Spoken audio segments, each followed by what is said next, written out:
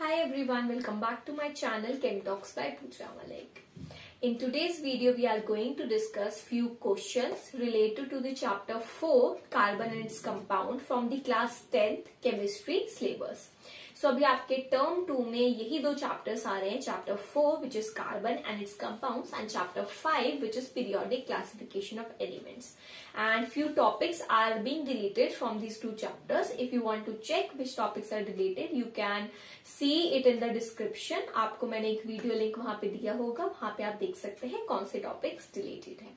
अगर बात करें पर्टिकुलरली चैप्टर 4 की, तो अगर हम शॉर्ट में देखें तो जो आपका होमोलोगस सीरीज वाले टॉपिक के बाद का बच्चों पोर्शन है वो कम्प्लीटली डिलीटेड है. सो नॉमेनक्लेचर आप चाहो तो लीव करके जा सकते हो एग्जाम में, एंड जो केमिकल प्रॉपर्टीज हैं अलग अलग कंपाउंड्स की उनको आप लीव कर सकते हो. हम यहाँ पे डिस्कस करेंगे एक असाइनमेंट जो मैंने आपको प्रोवाइड किया था, उसमें 10 क्वेश्चंस है. उन 10 क्वेश्चन को हम देखेंगे. उसमें से 5 आपके ऑब्जेक्टिव है और 5 सब्जेक्टिव क्वेश्चंस है.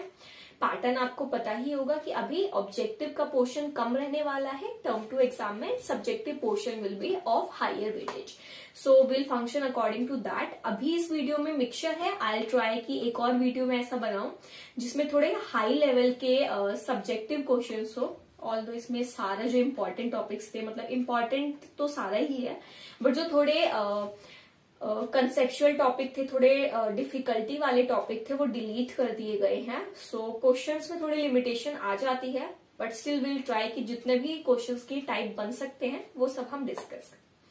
सो kindly watch the video and subscribe to my channel. And अगर आपको वीडियो अच्छा लगे, यूजफुल लगे, तो please give it a like and also share with your friends. अभी हम स्टार्ट कर रहे हैं. क्वेश्चंस आपको साथ साथ स्क्रीन पे विजिबल होते रहेंगे, एंड ये पीडीएफ भी मैं आपको डिस्क्रिप्शन में अटैच करके प्रोवाइड कर दूंगी. स्टार्ट करते हैं. फर्स्ट क्वेश्चन पढ़ो जी, क्या कह रहा है. Which one of the given is an unsaturated hydrocarbon. तो अगर आप ऑप्शन में देखो, acetylene, butane, propane and decane, ये आपको 4 ऑप्शंस दिए हुए हैं, एंड इसमें से पूछा है कि कौन सा ऐसा है जो एक अनसैचुरेटेड हाइड्रोकार्बन की तरह एक्ट करेगा, है ना. सो अनसैचुरेटेड हाइड्रोकार्बन, इस एमसीक्यू को अटेम्प्ट करने के लिए आपको ये चीज क्लियर होनी चाहिए कि what is the difference between saturated hydrocarbon and N unsaturated hydrocarbon. ऐसा हाइड्रोकार्बन जिसमें सारे कार्बन कार्बन सिंगल बॉन्ड्स होते हैं उसको हम बोलते हैं सैचुरेटेड, एंड जिसमें डबल बॉन्ड या ट्रिपल बॉन्ड प्रेजेंट होता है उसमें हम बोलते हैं कि अनसैचुरेशन आ गया. सो इसमें अगर आप कंपैरिजन करो तो ब्यूटेन एक एल्केन है, प्रोपेन भी एक एल्केन है और डेकेन भी एक एल्केन है. तो ये सब क्या है, एल्केन है, एंड दैट मीन्स कि इन सब में क्या है, कोई भी डबल बॉन्ड प्रेजेंट नहीं है. जबकि फर्स्ट कंपाउंड अब देखो जो दिया है ऑप्शन ए में, दैट इज एसिटाइलिन. एसिटाइलिन बच्चों ये आपको पता होना चाहिए, ये कॉमन नेम है. अगर किसी भी बच्चे ने टर्म नहीं सुना होगा तो भी आपका ये क्वेश्चन अटेम्प्ट हो सकता है. रीजन भी कि जो बाकी ऑप्शन दिए हुए हैं बिल्कुल सिंपल है, सारे एल्केन्स दिए हुए, तो आप इजिली गेस कर सकते हो कि यही डिफरेंट है. एंड अदरवाइज ऑल्सो जो एसिटाइलिन होता है उसका कॉमन नेम है ये, और आईपैक नेम इसका होता है बच्चों ethyne. Means 2 carbon atom joined with a triple bond. So obviously triple bond है तो अनसैचुरेशन आ गया, और ये क्या है हमारा एक अनसैचुरेटेड कंपाउंड. क्वेश्चन 2 रीड करो. Why does carbon form compounds mainly by covalent bonding. उसने 4 ऑप्शन आपको दिए और पूछा है कि इनमें से कौन सा रीजन है जिसकी वजह से कार्बन कोवलेंट कंपाउंड्स बनाता है. फर्स्ट ऑप्शन रीड करो. There are 4 electron in the outermost shell of carbon. Is this option correct. Carbon की बात करें, इलेक्ट्रॉनिक कॉन्फ़िगरेशन 2-4, 4 इलेक्ट्रॉन है, करेक्ट बात है. ऑप्शन 2 देखो. It requires large amount of energy to form C4+ और C4-, बिल्कुल करेक्ट है. हमने डिस्कस किया हुआ है कि अगर कार्बन ऑक्टेट कंप्लीट करने के लिए 4 इलेक्ट्रॉन गेन करे तो C4- बनेगा, बट इसमें इलेक्ट्रॉन प्रोटॉन का रेशियो डिस्टर्ब हो जाएगा. सिमिलरली अगर 4 इलेक्ट्रॉन वो लूज कर देता है तो C4+ के टाइम बनेगा. इसमें भी आपका इलेक्ट्रॉन प्रोटॉन का रेशियो क्या हो जाएगा, डिस्टर्ब हो जाएगा. इस केस में प्रोटॉन 6 ही रहे, इलेक्ट्रॉन 10 हो गए. इस केस में प्रोटॉन 6 रहे और इलेक्ट्रॉन कितने हो गए, 2 हो गए. तो ये रेशियो डिस्टर्ब होने की वजह से ये स्टेबल नहीं होंगे. सो ऑप्शन बी भी करेक्ट है. इसको बनाने के लिए हमें बहुत एनर्जी देनी पड़ेगी क्योंकि वो खुद से स्टेबल नहीं हो रहा है. Option C, it share its valence electron to complete its octet. ये स्टेटमेंट भी ठीक है। ऑब्वियसली ये जो 4 इलेक्ट्रॉन है ये इनको क्या करता है, शेयर करता है दूसरे एटम के साथ और अपने ऑक्टेट को कंप्लीट करता है। सो कार्बन कोवेलेंट कंपाउंड्स बनाता है, उसके लिए तीनों ऑप्शन ए, बी एंड सी तीनों ही क्या है, करेक्ट है। तो आप इसमें कौन सा ऑप्शन चूज करोगे, option D, all of the above. Next question देखो, the first member of alkyne homologous series is, ठीक है जी, एल्काइन का फर्स्ट मेंबर कौन सा होगा इसकी होमोलोगस सीरीज का, करते हैं इस क्वेश्चन को। चलो, ethyne, ethene, propyne, methane, 4 option दिए हुए हैं। सबसे पहले तो आप ये देख लो एल्काइन शुरू कहां से होता है। आप ऑप्शन नहीं भी देखना चाहते तो ये चीज हमें पता है कि एल्काइन का मतलब है triple bond, and carbon hydrogen के साथ तो ट्रिपल बॉन्ड नहीं बना सकता, बिकॉज ट्रिपल बॉन्ड कब बनता है, जब 3 इलेक्ट्रॉन की शेयरिंग होती है। एंड हाइड्रोजन वो तो बेचारा पहले ही गरीब है, उसके पास तो इलेक्ट्रॉन ही एक है, तो वो 3 इलेक्ट्रॉन कहां से बेचारा कार्बन को शेयर करेगा, it's not possible. So carbon को अगर ट्रिपल बॉन्ड बनाना है, for that it must contain at least 2 carbon atom, जिनके बीच में एटलीस्ट ट्रिपल बॉन्ड बन तो पाए। सो एटलीस्ट 2 कार्बन एटम जब होते हैं तब ट्रिपल बॉन्ड बनता है। तो ये पहला बनता है जो होता है एल्काइन, इसका नेम क्या होता है, इथाइन। सो आप ऑप्शन में देखो इथाइन गिवन है क्या, यस, पहले ही ऑप्शन इथाइन है। Option B ethene, it is हमारा एल्कीन है। प्रोपाइन एल्काइन है बट सेकेंड मेंबर है, और मीथेन तो क्या है हमारा, एल्केन है। So option A is the correct. Next देखो बच्चों, question number 4, the isomeric pair among the following is, अच्छा क्वेश्चन है। आइसोमर हमने पढ़ लिया है, स्ट्रक्चरल आइसोमेरिज्म का कॉन्सेप्ट पढ़ा हुआ है। लास्ट वीडियो जो थी ऐसी ही जिसमें हमने क्वेश्चन डिस्कस किए थे, उसमें भी आइसोमेरिज्म पे एक अच्छा क्वेश्चन था, ये भी एक अच्छा क्वेश्चन है, ठीक है जी। 4 ऑप्शन दिए हुए, पहला ऑप्शन देखो इथेन प्रोपेन, क्या इथेन और प्रोपेन आइसोमर है, इथेन सिर्फ कार्बन यहाँ पे हम ड्रॉ करेंगे उसी से आ जाएगा, एंड प्रोपेन दोनों ही स्ट्रेट चेन है। एंड आइसोमर्स बनाने की सबसे इंपॉर्टेंट कंडीशन क्या है बच्चों, कि इनके अंदर कार्बन एटम सेम होने चाहिए, हाइड्रोजन एटम सेम होने चाहिए, तो ये तो हो ही नहीं सकता। प्रोपेन ब्यूटेन, सो ये प्रोपेन हो गया, और ब्यूटेन ये भी नहीं हो सकता, कार्बन एटम ही चेंज हो गए। इथेन, इथेन, इथेन, इथेन क्या, ये कैसा ऑप्शन है, ऑब्वियसली ये कोई ऑप्शन नहीं है, सेम ही कंपाउंड है, आइसोमर कैसे हुआ। Option D butane which is this, and 2 methyl propane, मतलब प्रोपेन में सेकेंड पोजीशन पर मिथाइल ग्रुप। इस क्वेश्चन को अटेम्प्ट करने के लिए आपको नॉमेनक्लेचर का आइडिया होना चाहिए। सो इन दोनों में अगर आप चूज करो तो ये दोनों एक दूसरे के आइसोमर ही तो है। यहाँ पे 4 कार्बन एटम स्ट्रेट चेन में अरेंज्ड है, और इस कंपाउंड में 3 कार्बन एटम स्ट्रेट चेन में और 4 कार्बन एटम ब्रांचिंग में। So we can say that the option D is correct and they are forming isomeric pair, butane and 2-methyl propane. So ये question clear है। चलो question 5 देखो, last MCQ for this video. Subsequent members of homologous series differ by how many atomic mass unit? Easy है। जो homologous series होती है उसमें जो हमारे members होते हैं उनमें कितने atomic mass का डिफरेंस होता है। सो अगर हम एटॉमिक मास वाले बात को कंसिडर ना करें, नॉर्मली देखें तो हमारी होमोलोगस सीरीज हो गई ये C4, CH4, C2H6, C3H8। इसमें जो यूनिट चेंज हो रही होती है बच्चों, that is CH2, we know this. ये CH2 यूनिट ऐड हो रही है तो एटॉमिक मास भी तो इतना ही इंक्रीज हो रहा होगा। इसके लिए मास निकाल लेते हैं, कार्बन का 12 प्लस हाइड्रोजन का 1 एंड 2 हाइड्रोजन है, so it will be 12 plus 2 which is 14। So correct answer क्या होगा, 14 मास इंक्रीज हो रहा है। सो आपका ऑप्शन ए क्या है यहाँ पे करेक्ट है। एमसीक्यूज कंप्लीट हुए, अभी हम डिस्कस करेंगे 5 subjective type question. Question number 6 read करो, what is a homologous series and which 2 of the following organic compounds belong to the same homologous. So ये क्वेश्चन बहुत ही बेसिक होता है कि आपको इनिशियली पहले डेफिनेशन पूछ ले और उसी डेफिनेशन पे अप्लाई करके कोई कॉन्सेप्चुअल क्वेश्चन पूछ ले। सो इनिशियल क्वेश्चन क्या है, होमोलोगस सीरीज क्या होती है। आई होप कि आप सब डिफाइन कर पाओगे होमोलोगस सीरीज क्या होता है। In which the members are differentiated and are different from each other by a CH2 unit. सब में एक पर्टिकुलर यूनिट इंक्रीज हो रहा होता है यहाँ पे CH2। जिसमें ये फॉलो हो रहा होता है पैटर्न, वो क्या होता है हमारा एक होमोलोगस सीरीज होता है। अब सेकंड पार्ट में देखो उसने कितने स्मार्टली कुछ ऑप्शन दिए और पूछा इनमें से कौन सा वो ऑर्गेनिक कंपाउंड्स है जो सेम सीरीज के होंगे।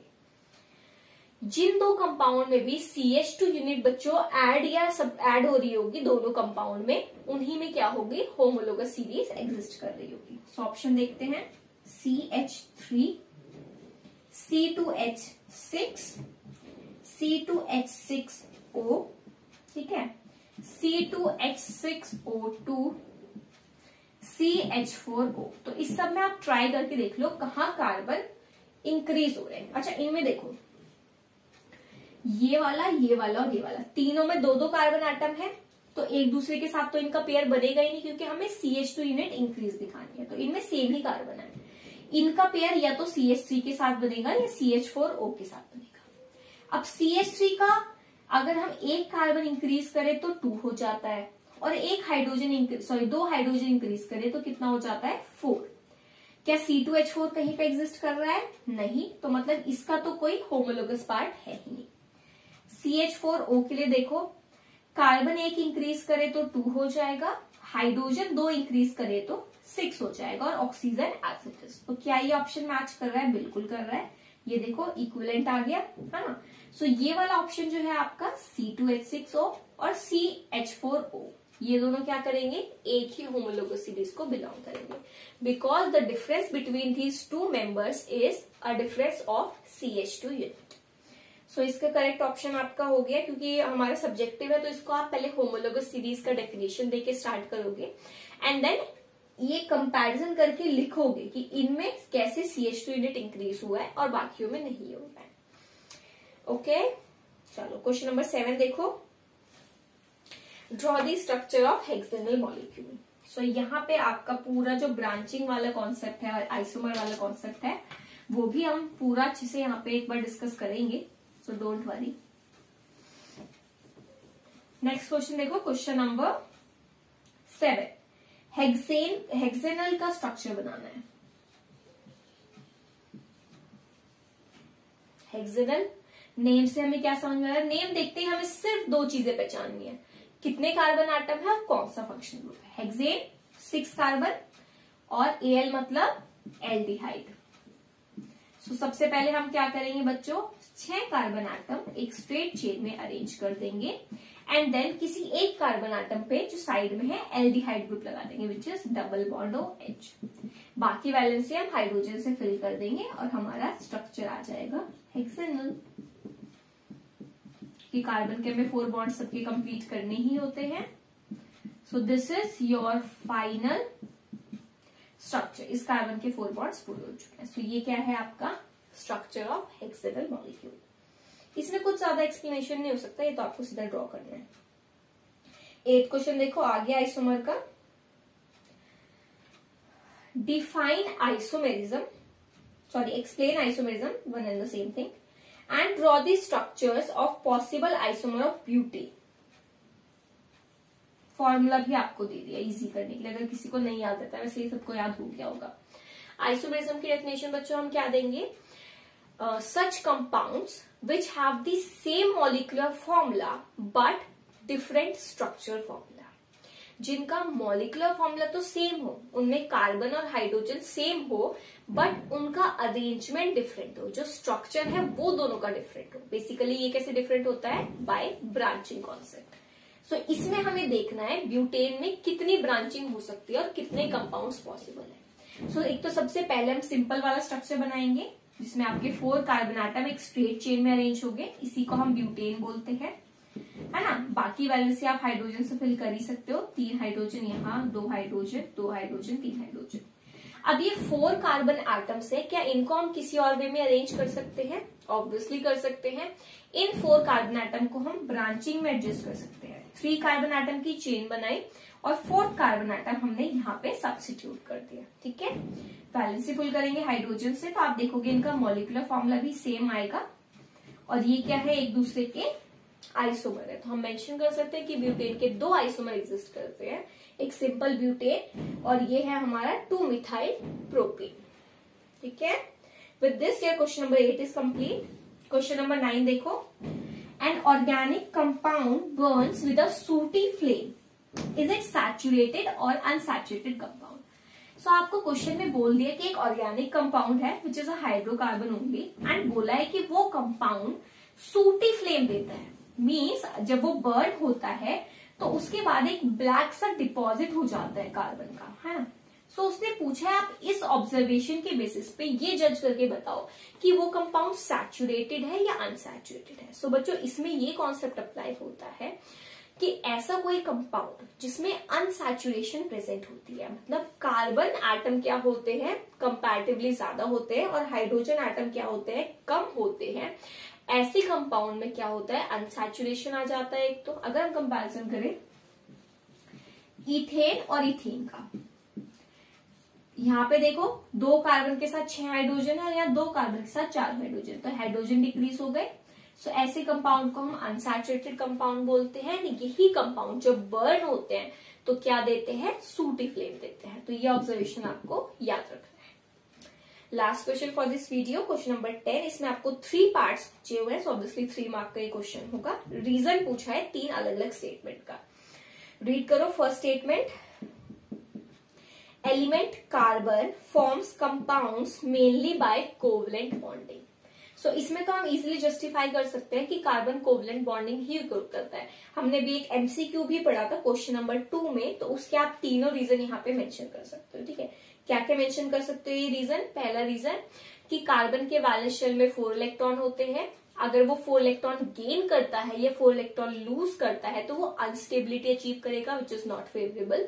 सो कार्बन क्या करेगा, स्टेबल होने के लिए अपने वैलेंस शेल के इलेक्ट्रॉन को दूसरे एटम के साथ शेयर कर लेता है और क्या बनाता है, कोवलेंट बॉन्ड्स। सेकेंड ऑप्शन देखो, diamond has a high melting point. So इसका रीजन बच्चों हमें बताना है, तो इसका रीजन आप स्ट्रक्चर के बेसिस पे बता सकते हो कि जो डायमंड होता है उसमें अरेंजमेंट इस तरह से होता है, each carbon atom is further attach to 4 carbon atoms tetrahedrally, और इसमें अरेंजमेंट एक बहुत ही strong force of attraction present होता है, कॉम्पैक्ट अरेंजमेंट होता है, जिसकी वजह से क्या होता है, डायमंड का हाई मेल्टिंग पॉइंट होता है। इसके बॉन्ड्स क्या होते हैं, स्ट्रॉन्ग कोवलेंट बॉन्ड्स होते हैं। ग्रेफाइट का कंपैरिजन करें तो ग्रेफाइट का जो स्ट्रक्चर होता है वो लेयर्ड स्ट्रक्चर होता है और उनके बीच में वीक फोर्सेस होती है उन लेयर्स के बीच में, इसलिए उसका मेल्टिंग पॉइंट काफी लो होता है कंपैरेटिवली। ऑप्शन सी देखो, graphite is a good conductor of electricity. अब ये भी आप इसके स्ट्रक्चर के बेसिस पे बताओगे। ग्रेफाइट में भी क्या होता है, हेक्सागोनल रिंग्स होती हैं, ठीक है जी, कार्बन की। सो हेक्सागोनल रिंग्स में आप देखो क्या होता है, जो कार्बन एटम्स होते हैं ना वो सिर्फ 3 एटम से अटैच्ड होते हैं, 1, 2 एंड 3 फर्दर एटम से, ठीक है। सो यहाँ पे हर कार्बन एटम फर्दर, जैसे ये कार्बन है तो ये 1, 2 और 3 कार्बन एटम से जुड़ा होता है। 4th कार्बन कब, कार्बन के पास 4 इलेक्ट्रॉन है शेयरिंग करने के लिए, 3 उसने बॉन्ड में यूज कर ली, अभी भी इस पे 1 इलेक्ट्रॉन प्रेजेंट है। इसी इलेक्ट्रॉन को हम बोलते हैं बच्चों फ्री इलेक्ट्रॉन। एंड हमें पता है जब भी कहीं पे चार्जेस प्रेजेंट होंगे, आयंस प्रेजेंट होंगे या फिर फ्री इलेक्ट्रॉन प्रेजेंट होंगे तो वो कंपाउंड क्या होगा, कंडक्टिंग इन नेचर। सिमिलरली जो ग्रेफाइट होता है वो भी कैसा नेचर शो करता है, कंडक्टिंग, एंड ये इलेक्ट्रिसिटी को कंडक्ट कर पाता है। रीजन आप कैसे जस्टिफाई करोगे, that because of its structure graphite has carbon atoms which are bonded to only 3 carbon atoms further, and each carbon atom has 1 free electron on it. Because of the presence of these free electron, the graphite shows conductivity towards electricity. So ये reason आप दे सकते हो। So with this हमारा जो पूरा assignment है वो complete होता है। सारे 10 के 10 आपके क्वेश्चंस कंप्लीट हो गए हैं।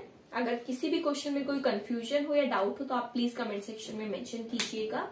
एंड अगर आपको और ऐसे असाइनमेंट चाहिए हो, इससे थोड़े अच्छे लेवल के क्वेश्चंस प्रैक्टिस करने हो, इधर ऑब्जेक्टिव और सब्जेक्टिव, तो वो भी आप कमेंट सेक्शन में मेंशन कर सकते हो। Thank you.